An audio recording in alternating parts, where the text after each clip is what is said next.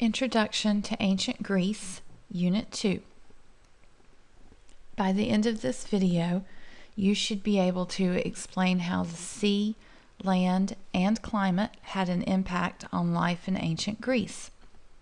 You should also be able to describe the characteristics of three early groups in ancient Greece: the Minoans, the Mycenaeans, and the Darians. Geography. Importance of the sea. Greece is located on a mountainous peninsula on the Mediterranean Sea. This means that it is surrounded by water. The area also includes about 2,000 islands, and most people in Greece lived within 85 miles of the sea.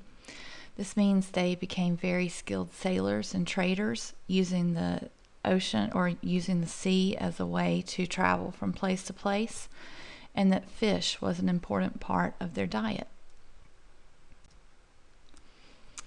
Geography, the difficulties of the land. About 75% of the land is mountainous, which means that inland travel, overland, is very difficult with few roads. Independent communities developed rather than a single unified population under one ruler. The ground is stony and the streams are small without any large rivers, which makes farming difficult. And the people herded sheep and goats because those were the animals that were suitable for the type of terrain that they had. The soil and climate will support agriculture in terms of growing grapes, olives, and apricots, but not a lot of other crops. The impact of climate. Temperatures vary, but moderate conditions throughout the year support an outdoor style of living, with a tradition of people gathering in public places in their villages and communities. In fact, in modern times, this same Mediterranean lifestyle, their diet, their outdoor living, and their community traditions are linked to longer lifespans and lower incidences of certain diseases. Earliest Greek civilizations, the Minoans. These people were located on one of the islands off the coast of the Greek peninsula. Knossos was the main city. They were ruled by a king who had absolute power over the people. Now, this area was poor in natural resources, so their economy developed based on trade, and they used sea travel to move from place to place and to exchange goods with other communities.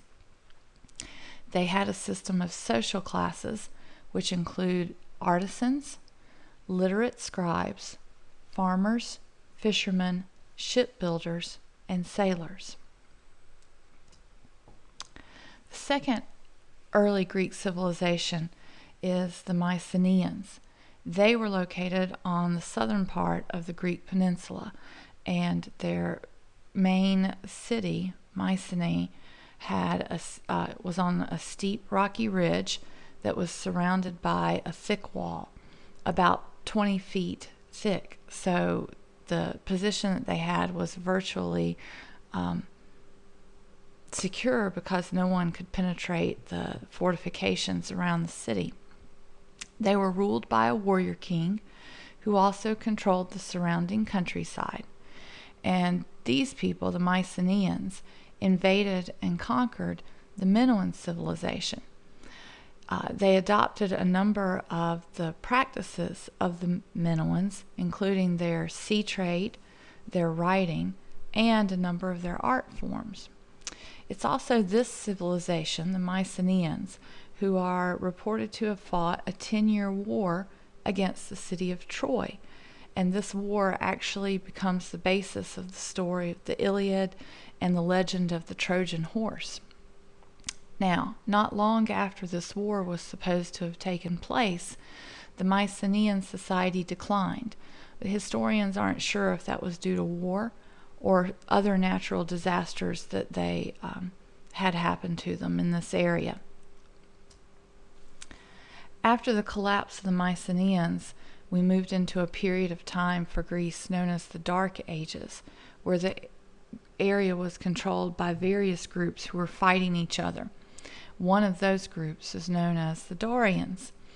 During this time, written language disappeared, but a strong oral tradition of storytelling developed with epic poetry, including the story that we referenced earlier, the Iliad, about the Trojan War.